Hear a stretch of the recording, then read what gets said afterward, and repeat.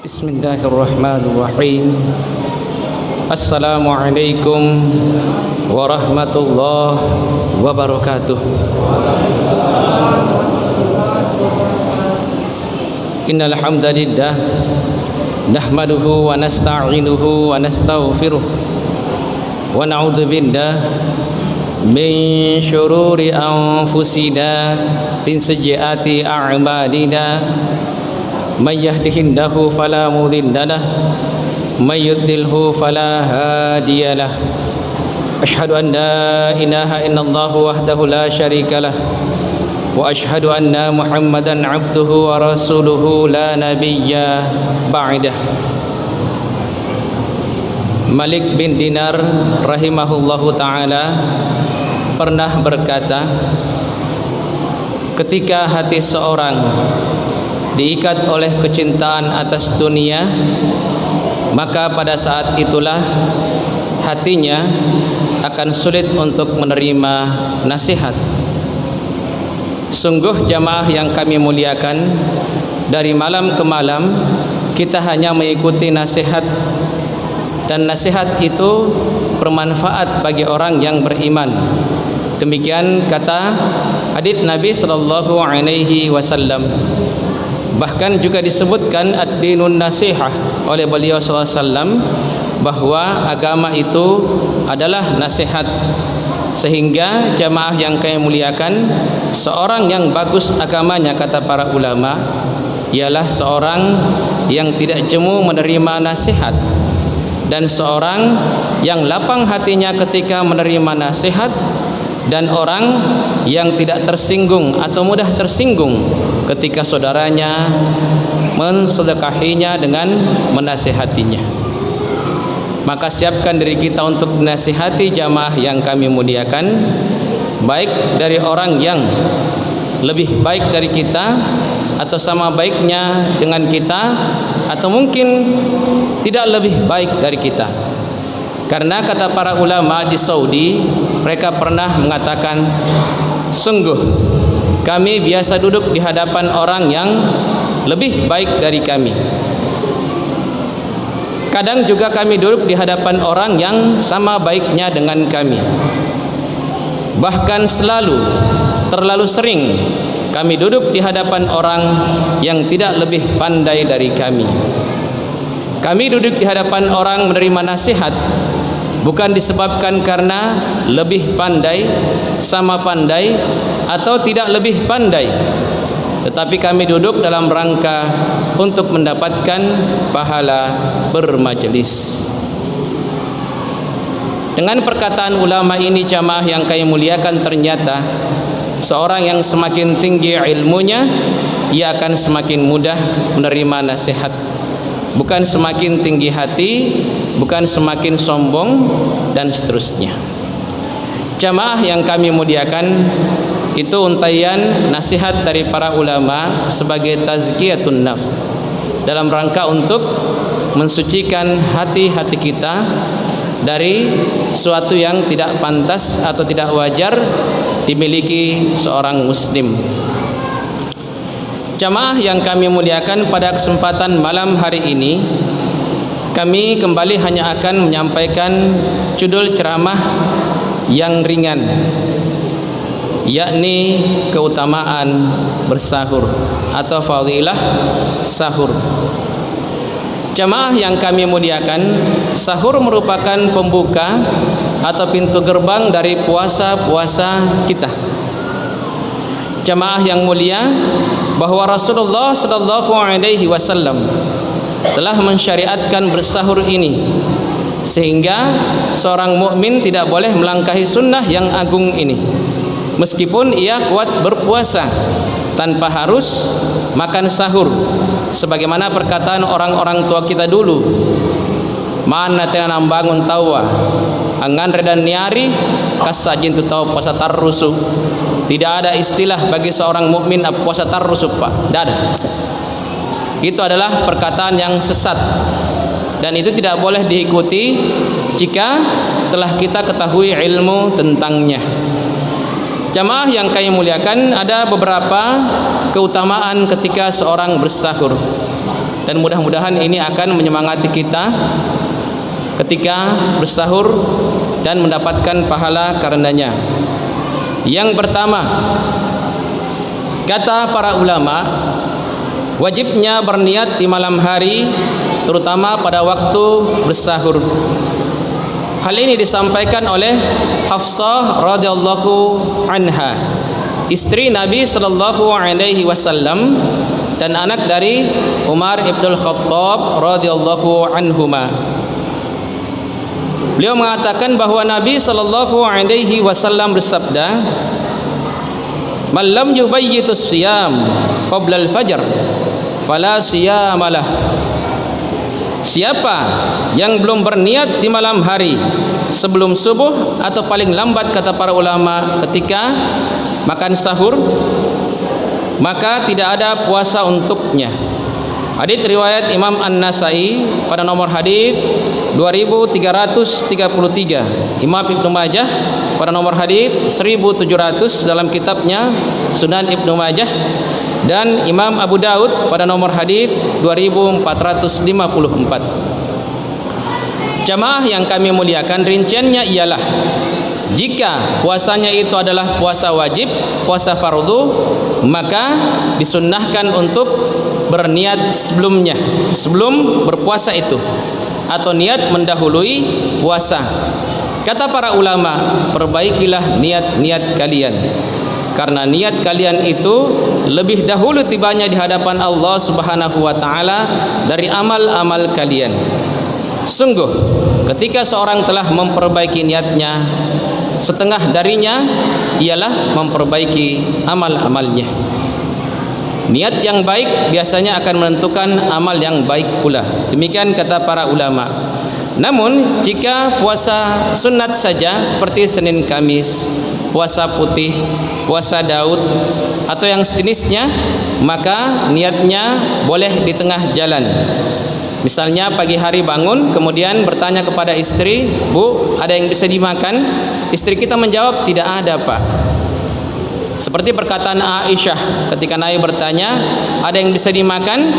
Maka Aisyah menjawab, "Tidak ada, wahai Rasulullah." Maka Nabi mengatakan, "Saya berpuasa hari ini." Begitupun perkataan kita ketika tidak ada makanan sama sekali, disebabkan mungkin barangkali karena kemiskinan mendera kita atau kurangan menimpa kita, maka jamaah yang kami muliakan, kita bersabar dengan berpuasa. Saya berpuasa hari ini. Di tengah jalan niatnya boleh. Jamaah yang kami muliakan, itu sunnah yang pertama. Saya yakin dan percaya Bapak Ibu semua sudah berniat jauh sebelumnya. Dan niat itu tidak harus dengan mengatakan nawaitu shauma ghadin an ada'i fardi dan seterusnya. Karena sebenarnya Nabi SAW tidak pernah mengajarkan itu, mohon maaf. Nabi menyuruh kita untuk berniat, innamal a'malu binniyati wa innamal likulli imri'in ma nawa. Hadisnya jelas jamaah yang kami muliakan, sahih, bahwa amal-amal kita tergantung dari niat-niat kita. Namun Nabi tidak pernah mengajarkan tentang lafaz niat tersebut. Bayangkan saja jamaah yang kami muliakan, andaikan semua harus diniatkan pas puasa, misalnya sholat gerhana. Pernah saya sholat gerhana, Pak? Dalam hidup saya sudah 2 kali sholat gerhana, atau baru 2 kali. Ada orang di sebelah saya, dia katakan, "Nah, apa sallina?" Bayangkan, Pak, apa sallina bedeng? Apa usollinya? Itu kalau selalu kita menggunakan usolli dan usolli. Jamaah yang kami muliakan, akhirnya pada saat ada ibadah yang baru kita dapati, salat yang baru kita dapati, puasa yang baru kita dapati, maka sulit bagi kita untuk berniat dan selalu menganggap tidak sah ibadah saya karena niatnya tidak benar. Sehingga Nabi tidak pernah mengatur-ngatur lafaz niat. Pokoknya kita sudah berkehendak di hati, nerokka minyawa tapa ya menjadikan niat. Itulah yang namanya niat yang sebenarnya. Satu. Yang kedua, jamaah yang kami muliakan, apalagi sunnah ketika bersahur, seorang yang bersahur akan mendapatkan berkah. Dalam hadis yang diriwayatkan oleh Anas bin Malik radhiyallahu anhu dan diriwayatkan pula secara sahih oleh Imam Bukhari dan Muslim, Rasulullah SAW bersabda, "Tasahharu fa innas sahuri barakah. Bersahurlah kalian karena dalam sahur itu ada berkah atau keberkahan. Kata para ulama, berkah lahir dan berkah batin. Berkah lahir yaitu kuatnya tubuh kita, sehatnya badan kita ketika menjalani puasa karena kita telah bersahur, makan sahur. Dan berkah ruhaniyah atau berkah ruhani yaitu tentramnya jiwa, tenangnya hati-hati kita, tertatanya perasaan-perasaan kita disebabkan karena kita sudah makan sahur. Bayangkan Pak, kalau kita malamnya sudah kurang makan atau tidak makan karena adanya atau banyaknya kegiatan, kemudian subuh adzan baru bangun, otomatis sudah tidak bisa sahur lagi. Jamaah yang kami muliakan, maka pagi hari baru barangkali jam 7 sudah tidak karu-karuan itu perut, lambung, dan menyebabkan pula tidak nyamannya hati kita, sampai hati kita mengatakan, sanggupkah saya berpuasa sampai adzan maghrib sebentar? Ada juga apa yang loyo habis-habisan. Saya pernah merasakan itu satu kali.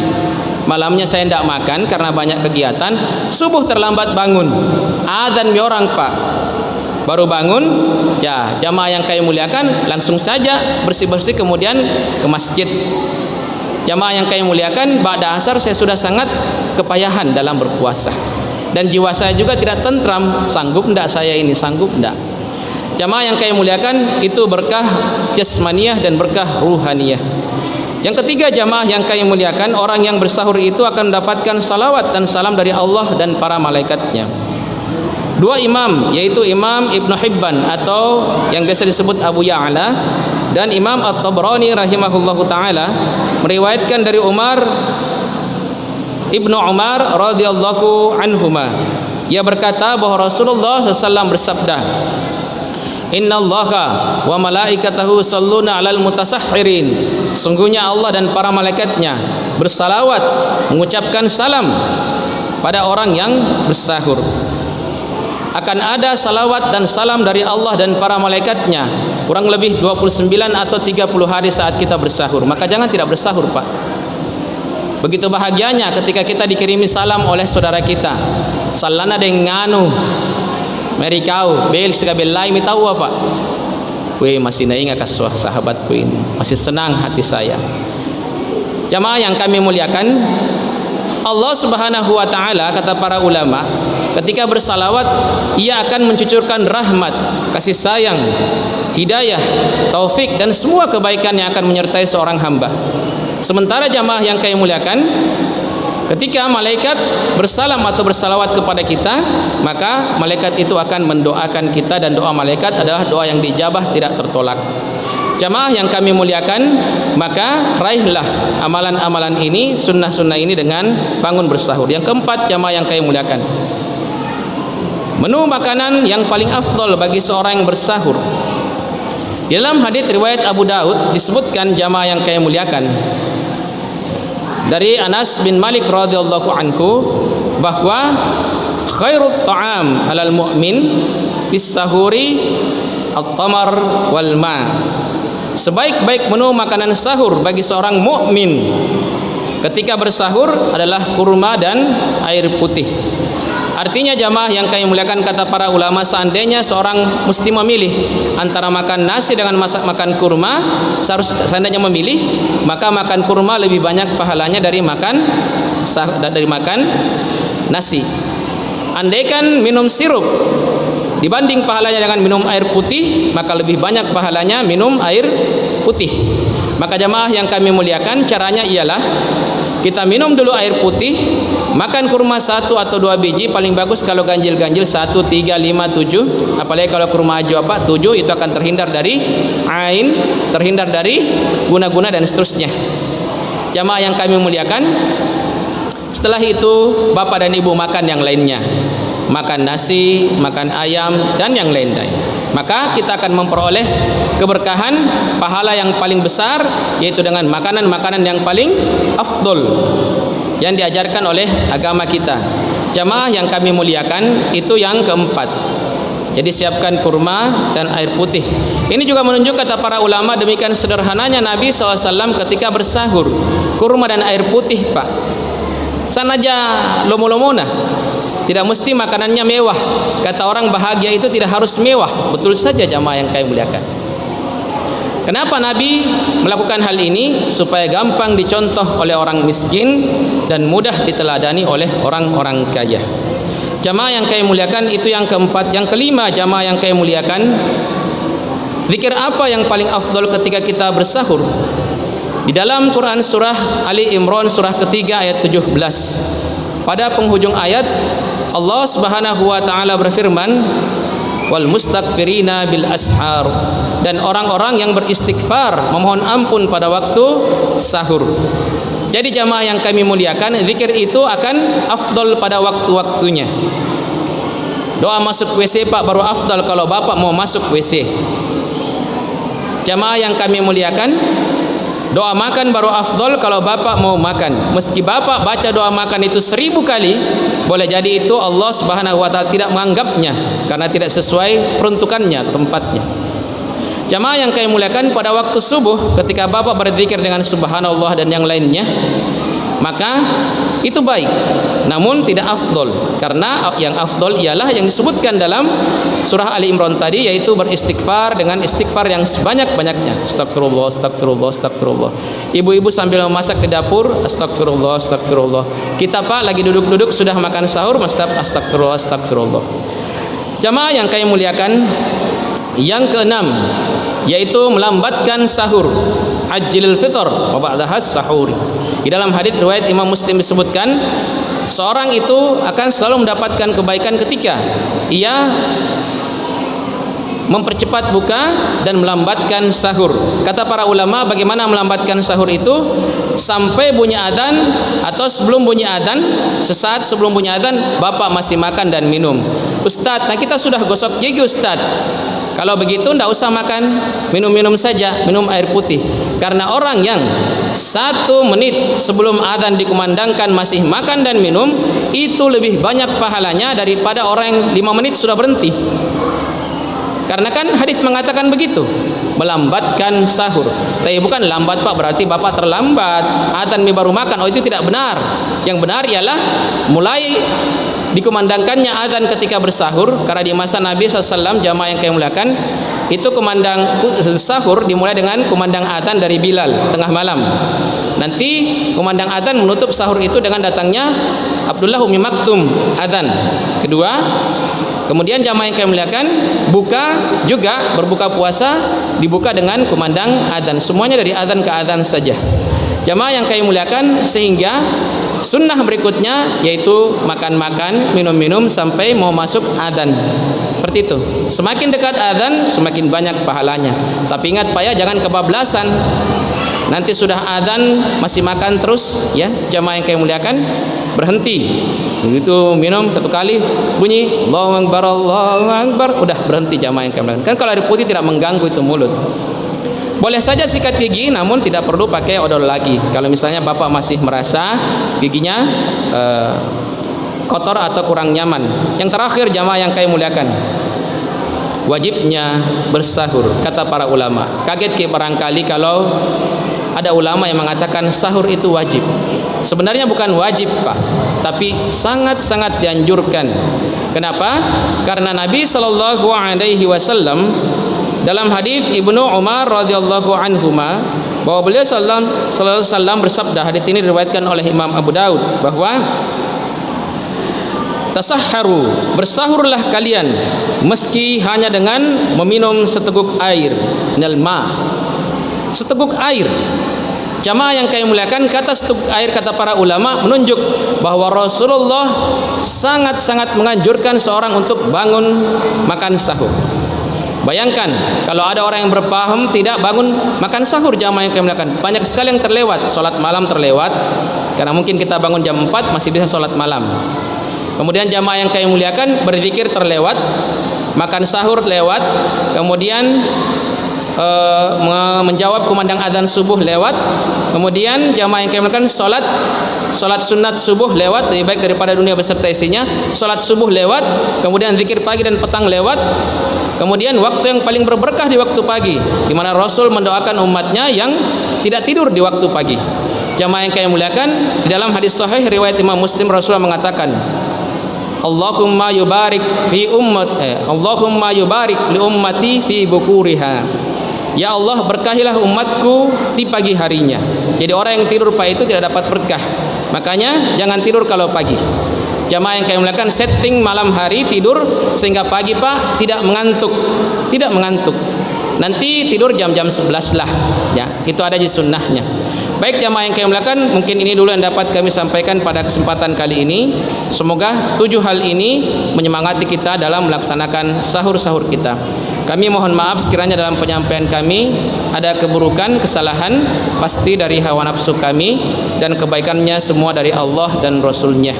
Kami mohon maaf atas segenap keburukan tersebut dan sangat berterima kasih kepada Bapak dan Ibu atas perhatiannya. Subhanakallahumma bihamdik asyhadu an la ilaha illa anta wa nastaghfiruka wa natubu ilaik. Nun wal qalami wa ma yasturun. Assalamualaikum warahmatullahi wabarakatuh.